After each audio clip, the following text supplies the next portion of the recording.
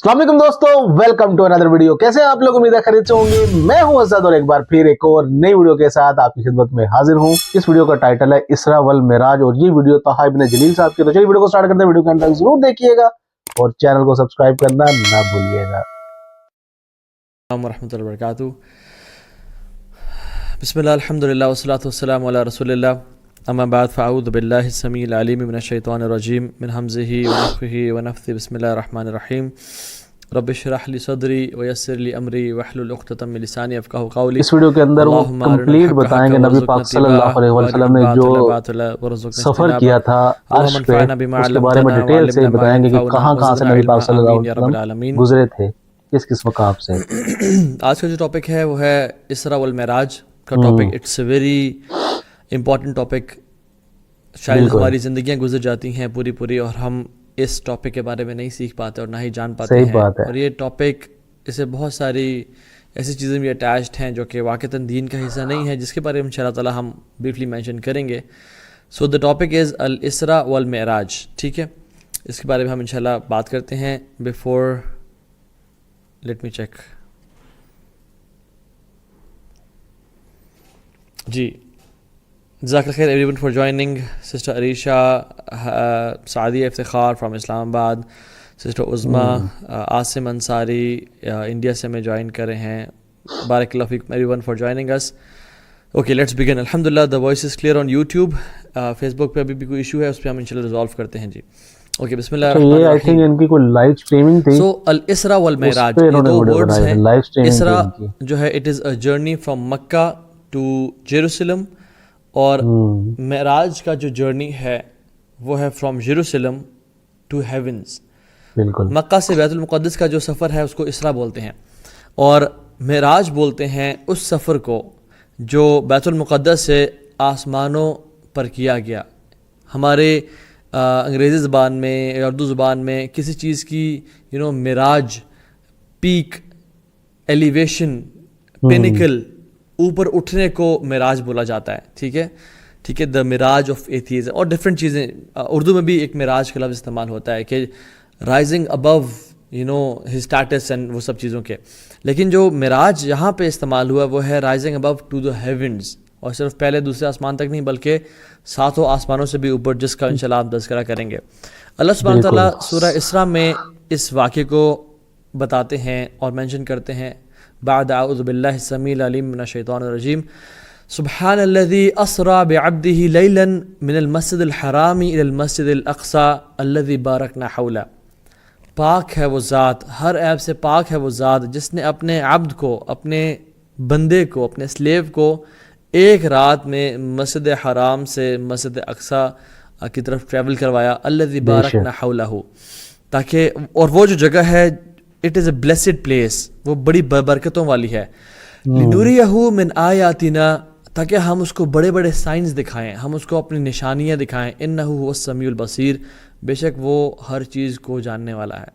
एक और जगह पे अल्लाह ताला फरमाते हैं लक़द रआ मिन आयाति रब्बिहिल कुबरा, ताकि हम अपने हबीब को, अपने नबी रसूल को सल्लल्लाहु अलैहि वसल्लम अपनी बड़ी बड़ी निशानियां दिखाएं। आयातिनल कुबरा, आयात रब्बिल कुबरा, अपने रब की बड़ी बड़ी आयात को दिखाएं। Now the point was we have to go back and see why it happened and what was the reason of the journey of Isra wal Miraj। और हम इंशाल्लाह इस जर्नी को कंटेम्पराइज करेंगे to our times as well, कि हम इस journey से क्या क्या लेसन सीख सकते हैं। क्योंकि अल्लाह के नबी की हर सुन्नत को, हर तरीके को, हर चीज़ को आई थिंक हमें कंटेम्पराइज करने की ज़रूरत है, ताकि वो सिर्फ स्टोरीज ना रह जाएं, बल्कि उन वाक़यात से, उन लेसन से, उन कहानियों से हम क्या लेसन सीख सकते हैं इंशाअल्लाह ताला। ठीक है, रसूलुल्लाह सल्लल्लाहु अलैहि वसल्लम की life it was very tough. अल्लाह के नबी ने फरमाया अशद्दु बलाअ अनिल अंबिया, तमाम अंबिया पे जो मुसीबतें, मुश्किलें आती हैं वो बहुत शदीद होती हैं। रसूलुल्लाह सल्लल्लाहु अलैहि वसल्लम पे तो अंबिया में सबसे ज़्यादा मुसीबतें और बलाएँ आईं। इसलिए नहीं वल अयाज़ु बिल्लाह के वो अल्लाह ताला के पसंदीदा बंदे नहीं थे, बल्कि इसलिए कि अल्लाह ताला के सबसे अफजल और पसंदीदा बंदे थे, और अल्लाह ताला उनको टेस्ट करना चाहते थे कि ये कितने टेस्ट में पास होते हैं या नहीं होते। और अल्लाह के नबी सल्लल्लाहु अलैहि वसल्लम हर टेस्ट में पास हुए, حدیث میں کیا آتا ہے, یبتلا المرء علی قدر دینہ او حسب دینہ, ایک انسان کو آزمایا جاتا ہے ٹیسٹ سے, ٹرائلز کے ساتھ, علی قدر دینہ, اس کے دین کے مطابق. جتنا اس کا دین زیادہ ہوگا, اسٹرانگ ہوگا, اتنا زیادہ اس پہ ابتلائیں, مصیبتیں, ٹرائلز, ٹریبولیشنز آئیں گے.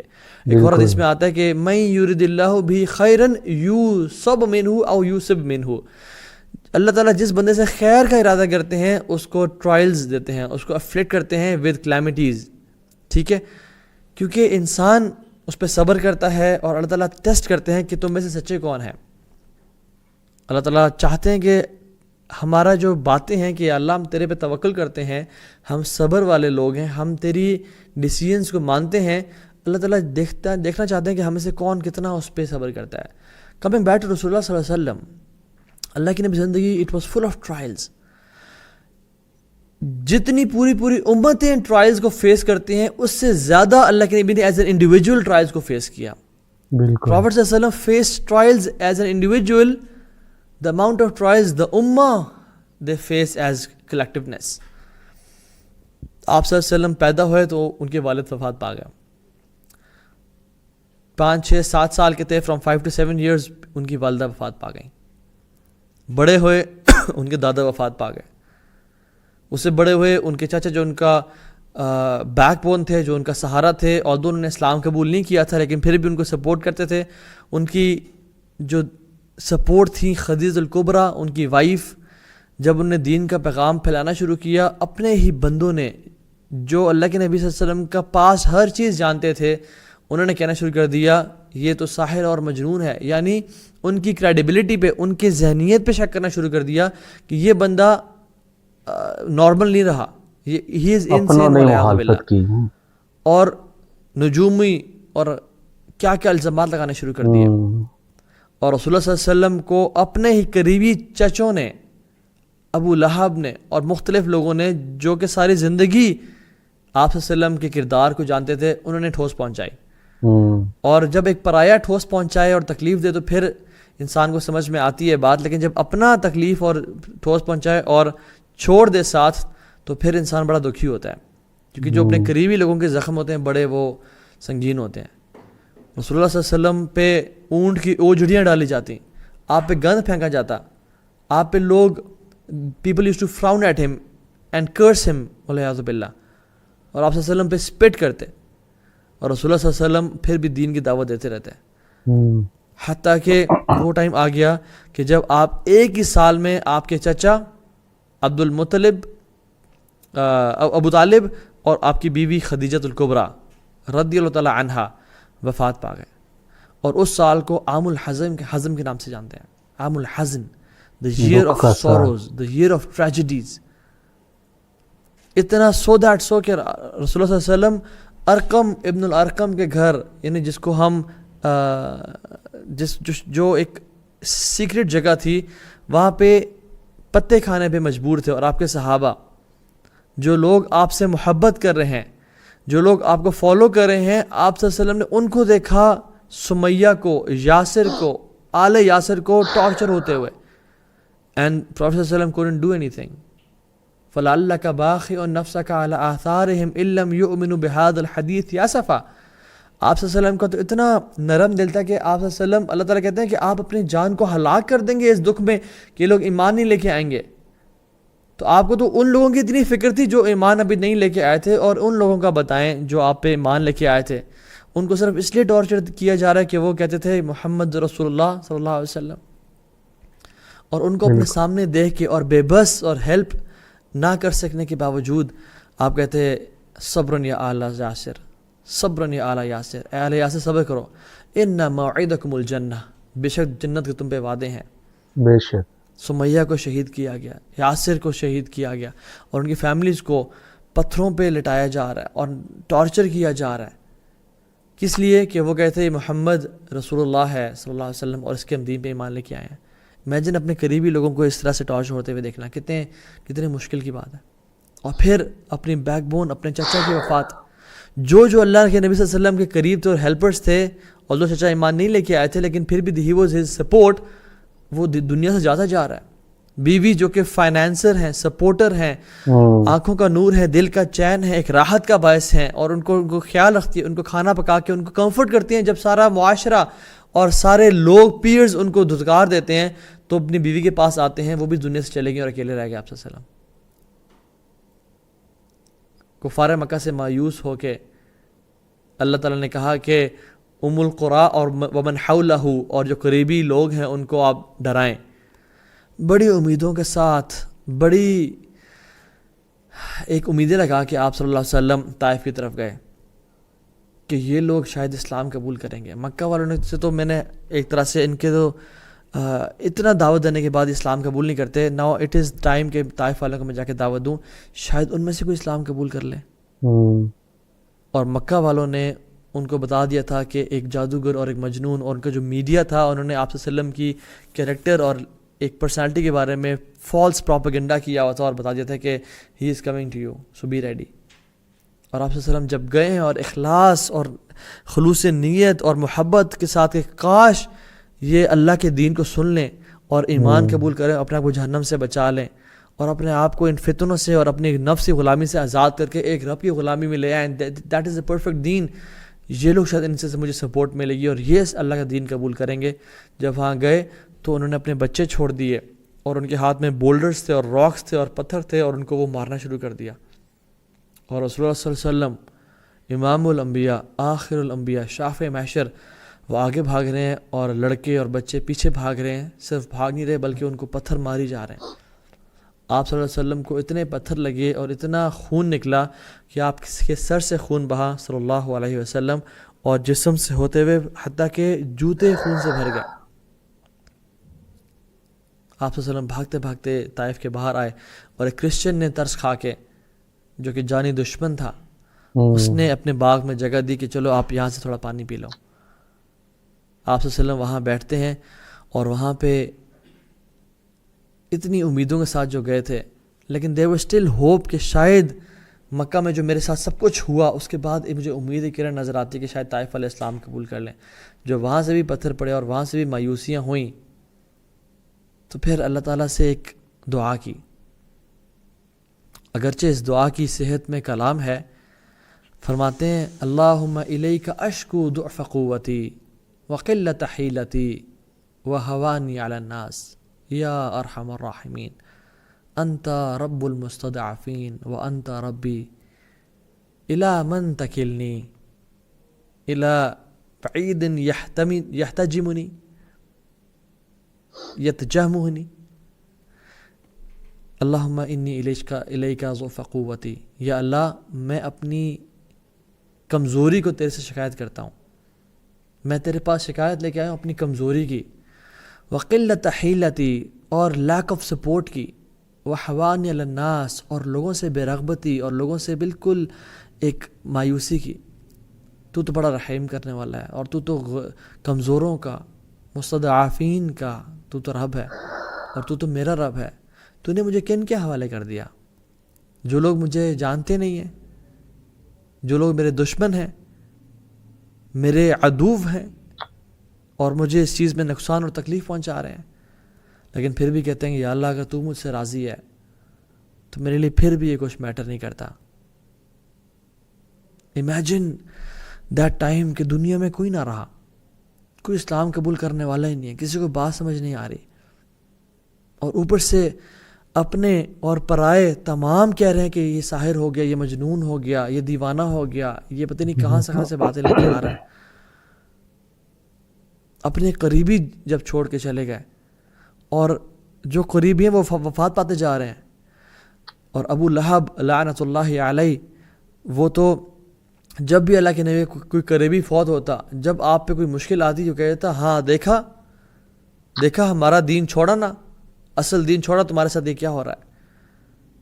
امیجن اتنے tortures, he couldn't miss any chance کہ جو آپ صلی اللہ علیہ وسلم کو رسوا کرے اور آپ صلی اللہ علیہ وسلم کے بارے میں بات کرے کہ اچھا ہوا تمہارے ساتھ, اب دیکھو تمہارا یہ بھی چلا گیا, وہ بھی چلا گیا, ہمارے جو خدا ہیں تمہارے سے کیا حال کریں کیونکہ تم گمراہ ہو گئے, اور اس طرح کی باتیں, اور تم تو مجنون ہو گئے, اور یہ ہو گئے وہ ہو گئے. یا اللہ, اتنی مصیبتوں اور مشکلوں کے بعد جب رسول اللہ صلی اللہ علیہ وسلم اپنے مکہ تشریف لائے, اور وہ بھی ایک ڈیٹیلڈ واقعہ ہے کہ کس طرح سے آئے نان مسلمس کا، کفار کے اس میں یعنی سیکیورٹی میں.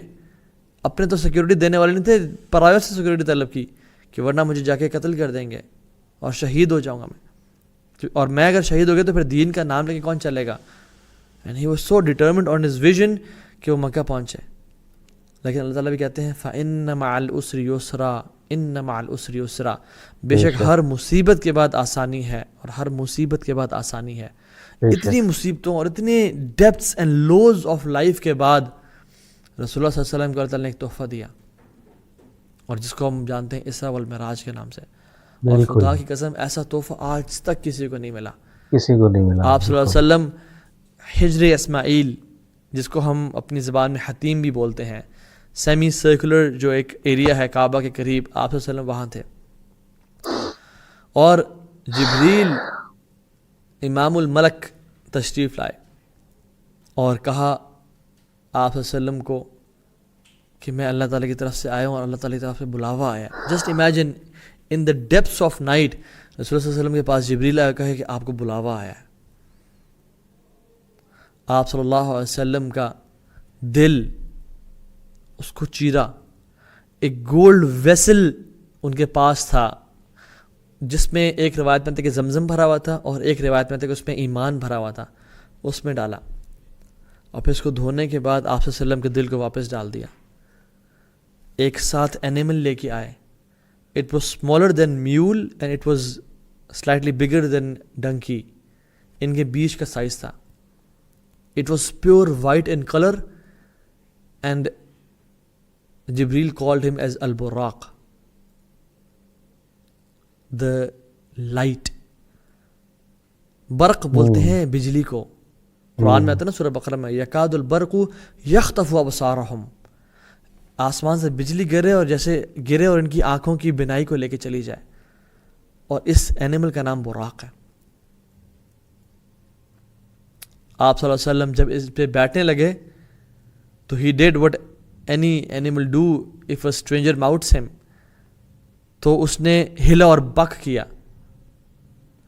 جبریل السلام نے اس کو زور سے پکڑا اور کہا کہ اتفعل بمحمد ہکذا، do you do this to the رسول محمد صلی اللہ علیہ وسلم.